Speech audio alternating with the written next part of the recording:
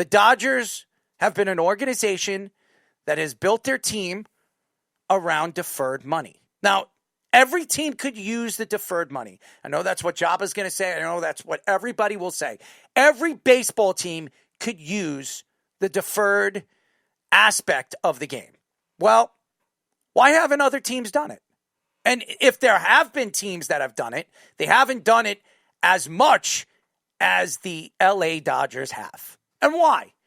Now, we've seen Mookie Betts. Mookie Betts took the deferred money. Freddie Freeman took the deferred money. Yamamoto decided to come and play with Ohtani. Sasaki did the same. We look at this team. You brought Hernandez in. You sprinkle a little this guy and Rojas, and you sprinkle a little this guy, Will Smith. And this team is a championship contending team. They're stacked from top to bottom. Their relief is one of the best in baseball, even though they weren't very good in the World Series and throughout the playoffs. But this rotation with Snell, deferred money. Glass now, I would say some of it deferred, but most of it is paid up front.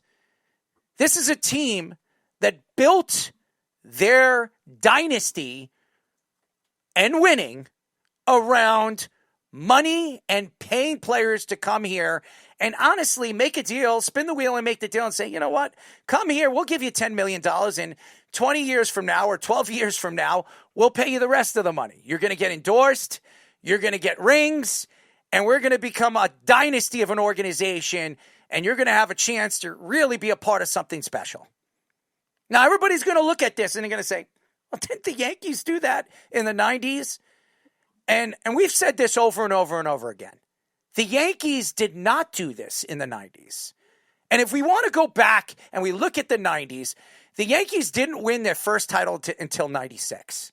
They brought up Derek Jeter in 95, and Derek Jeter eventually became the captain of the team later in his career, probably 3-4 years after winning a couple of titles. But before that, Derek Jeter was young. And they had Bernie Williams on this roster. They made a trade. They brought in Paul O'Neill for Roberto Kelly. And I remember Roberto Kelly was a top prospect for the New York Yankees. The Yankees then decided to bring up players like Mariano Rivera, which if anybody has not checked out the Expos documentary, the Yankees made a trade with the Expos to bring in Wickman. That was the trade that the Yankees made, the big move to bring in a relief pitcher, John Wetland. He was traded to the Yankees from the Expos when the Expos were trying to tear apart that team before they decided to move him to, we all know where they went, Washington. But if you go back, John Wetland was the guy. He was the closer. Mariano Rivera got called up. He was the eighth inning guy. Andy Pettitte got called up in 95, 96. Then we saw Jorge Posada. We saw the team being built around a core of players. You brought in Wade Boggs. You brought in Paul O'Neill. Tino Martinez, the Yankees brought in. They brought in all these guys. Then eventually Scott Brosius and Charlie Hayes. And we could go on and on and on with the roster. Most of those guys were not superstars. Paul O'Neill and Tino Martinez were great players. Paul O'Neill came from Cincinnati. He did win a title with Cincinnati. But Paul O'Neill was up and down before he was traded to the New York Yankees and became the Warrior. Tino Martinez was a good player. He was a great first baseman with a lot of pop. Did he have the power that he had when he went to Yankee Stadium? No, he did not. It took him a little while, and then he hit those 50 home runs. He had a 50 home run season. He had a couple of 40 home run seasons or close to 40 home run seasons. He became a power hitter with the New York Yankees, maybe because of the short porch and maybe because of the depth of the lineup that the Yankees built. The Yankees did not buy their championships. They didn't. And anybody that is going to argue that with me, go back in time and look at the roster. When you look at this Dodger team, I just go up and down it. This is not the same thing when you're trying to compare the Yankees and the Dodgers. You can't compare both dynasties. The Yankees went on to win 3 championships in a row, won 4 out of 5 championships. And everybody says, well, the Dodgers could do that. The Dodgers could win 3 next year. And they very much could. Blake Snell is still very young. Glasnow is still young. Ohtani is still fairly young. He'll be 32 next year. Yamamoto is a young pitcher. Sasaki is, 29 years old? This is a great rotation. The lineup, Freddie Freeman's getting up in age. Mookie Betts is still young. Muncy is still middle-aged. Oh, you look at this roster, this is still a capable roster. And who knows what they do in the offseason? Maybe they make a move for Bryce Harper. Maybe they make a move for one of these guys like Kyle Tucker. And Kyle Tucker takes deferred money to go and play for the Dodgers. I don't know. But what I do know is baseball needs to figure this out. Now, I know everybody's going to say, oh, you're a sore loser. You're a poor man's Dodger fan. And I'm not. I'm not a poor man's Dodger fan. That's what somebody told me on social media. Says, you're a Yankee fan, you're a poor man's Dodger fan. I said, poor man? The Yankees won 27 World Series, and I've seen about 5 or 6 of them, okay? How am I a poor man's Yankee fan or Dodger fan? I'm not. I just know what I see. And what I've seen with the Dodgers and what the Dodgers have done, is it bettering baseball? Is it making baseball better? Is it challenging other teams to do the same thing that they have done over the past 3 or 4 or 5 years? The answer would be no, because no team in baseball can do that or will do that. The Red Sox will never do that. The Red Sox are not. Henry will never do that. And the Yankees have already come out and said they're not going to do that. They don't do that. That's not what the organization does. And again, it doesn't work. Baseball, over the years, it's been around. Deferred money's been around forever. And nobody's done it. Or they've done it in increments. But the Dodgers have taken it to a whole nother level. And now baseball, after next year, is going to go on strike. They're going to go on strike. They're going to have to figure things out. Are these owners going to sit there and allow this to continue happening as the Dodgers continue to smile and win rings, especially if the Dodgers pull off another championship next year to make it 3 in a row? The answer would be no. And if you're a baseball fan and you're going into next season wondering, well, I'm a Met fan. I'm not a Met fan, but I have Met fan friends that say, oh, I'm a Met fan. I'm a lousy Met fan, or I'm a hated Met fan, or I hate being a Met fan. The Mets built this team, bringing in Soto and Lindor, and they thought they were going to bring in Vladimir Guerrero in the offseason. Well, they missed out on that, but they're building by spending money, and they're never going to get over the hump because there's no way in hell the Mets are going to beat the Dodgers and what the Dodgers have put together over the last 3 seasons. There's no way in hell. Met fans, not a chance. They could bring in Pete Alonso, Kyle Tucker, and Bryce Harper. They're not beating the Dodgers if the Dodgers are even half healthy, as we've seen they got healthy at the end of the season. That, to me, is bothersome. And everybody's going to say, well, wait a second. The Blue Jays gave him a challenge. Okay, the Blue Jays gave him a challenge. Do you think this Blue Jays team is going to be in the World Series next year? The answer would be no. This is going to be a completely different team. They're not bringing Bichette back. They're not paying him. They just paid Vladimir Guerrero a lot of money. So, and now they have other pitchers that they might not be able to bring back. Shane Bieber might be a free agent. He might go elsewhere. There are other guys that are free agents at the end of the season. And after what they did in the World Series and throughout the playoffs, they're going to make themselves a lot of money. The Dodgers, this is practically the same team. They're all under contract. Every single one of these guys are under contract next year. And who's to say they're not going to add another 1 or 2 players or another relief pitcher and give them deferred money? That's what bothers me about this. And as a Yankee fan, I don't think the Yankees are going to win. Because no matter what the Yankees are going to do, the Yankees already said they're not doing this deferred money thing. And a lot of the players that the Yankees have even thought to pay deferred money to, they've already said no to it. So Kyle Tucker might go to the Dodgers if it helps him win a championship or 2 or 3 championships and take deferred money because he's going to get endorsements, sponsorships. Who knows what the Dodgers are going to offer to Kyle Tucker if they think that Kyle Tucker would be a good fit with them. That's what bothers me about this, because now that 1, 2, 3, 4 players, big superstars have done it, now everybody's looking at it saying, I could go play for the Dodgers right now. I can win multiple championships. The Dodgers could win 5 championships in a row if I go to that team. And that's what bothers me about this. Not the fact that the Dodgers have figured out a way. Like Bill Belichick, he found ways to win.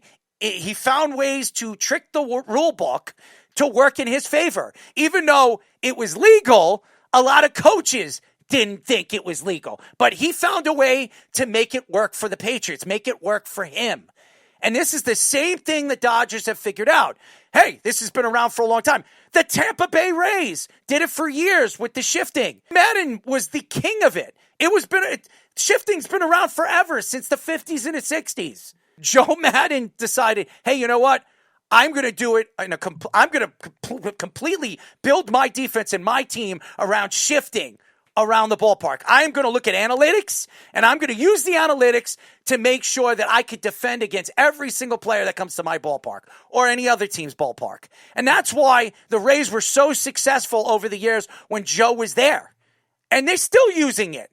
Now, baseball has changed it. They've taken away shifting in some kind of way. I mean, you can use it in different ways, but you really can't use it the way you used it. They used it, and other teams have used it over the years through analytics. Baseball needs to figure out how to control this deferred money situation, because if they don't, the Dodgers are going to continue winning, because players are going to want to go there. Players know they're going to make their money back, and they're going to get paid, and they can win titles. And with titles brings superstardom and being compared to some of the greatest franchise of all time. Could you imagine the Dodgers win 5 championships in a row and be considered the New York Yankees of, what was that, the 50s, when they won 5 in a row? I mean, come on. Just think about it, because of the difference in thought of different decades and the way the decades were played, because there was no trades and there was no free agency at the time. It's a different sport now. And now the Dodgers can spin the wheel and make the deal. You present really, really good questions, but it's just when you say what do the players do? The players want to win. So there's nothing that they're going to do to stop this in any way, shape, or form. And there's nothing there that they would do, honestly, from the guys that I've talked to, current and former. And so I just think there are obviously things you could talk about on the table, as far as like the open forums that we have every time that we have, meetings and whatever. But I don't think that there's anything realistically. Are there ideas 100% of what you could do? Yeah, but I don't think that it would ever come to fruition of anything being able to put into motion that would change it from doing it. And Speedy, you bring up a great point, because now it's kind of leverage. Now it's kind of like, hey, do this, we'll win, but you're still going to get paid, just maybe not now. Whereas back in the day, it was kind of to CYA, to cover your butt, because it's like, hey, if it doesn't work, we can still get some guys and not, still be able to compete and win. So it's kind of switched roles if you really look at it as kind of what it was and how it's been in the game a lot of years, just not at the forefront of what it is now. I think it's obvious. You bring up like the 90s, Yep. Yankees teams, whatever. This is exactly what we heard when we won in 2009, because the money we spent. Mm-hmm. And now you look at the Yankees, their payroll is middle there. I mean, it's higher echelon, but not, it's 4. not like 1 or 2, as it was back then when we spent all the money on the guys and then we ended up winning. But baseball also, too, the best team doesn't necessarily win all the time. Do I think the Dodgers were the best team in that series? No, but the ball just fell their way every time that you could think about it. And that's just the way baseball works sometimes. I don't think, will they have a chance with what they've constructed? Yes. I mean, on paper, yeah, they should be there again. It's always funny when the season's over, how fast these power rankings come out, and you're just like, what? Like, how? And you also said, will the Blue Jays, be back next year? Probably not. But were the Blue Jays expected to be there this year? No, they weren't.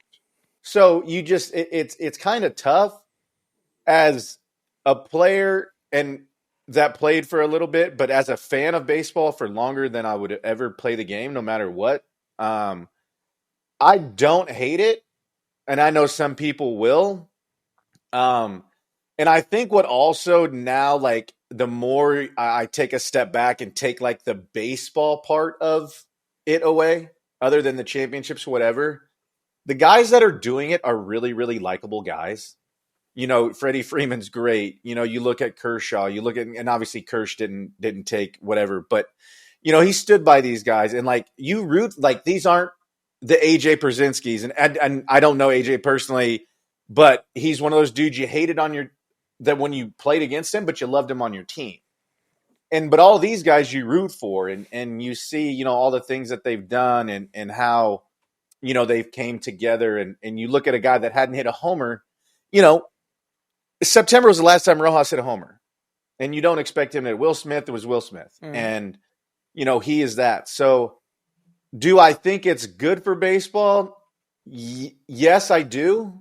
I really do, because as you guys have both brought up in different ways, now as a, I guess, non-big market, medium, whatever you want to call it, but now if you have a guy, and I'll use Skeens as an example, where they don't want to spend money. Now you have a guy stepping up, and maybe he's like, hey, we've got to do something. If we want to win and I want to stay here, then you got to spend money somehow, some way, because that's exactly what's happening. And we're not. And I would hate to be able to be on a team and collect a paycheck and know I can start my vacation, October 1st. That would suck. I don't play the game, and I hope a lot of guys don't play the game for that reason, other than to collect a paycheck. I don't think they do. There are some that do. I know a few personally, and that stinks, because they're just really good at baseball but don't care about the game. There's plenty. There's one collecting a paycheck right now that could care two craps about baseball, and I won't mention him, but his initials are AR, and he plays infield, third base. But you guys can get the point. Yep. So I think it is, because it forces the hand of the owners, because really at the end of the day, every owner can do it. They're all afford to do it, and they're making money no matter what. Will they do it?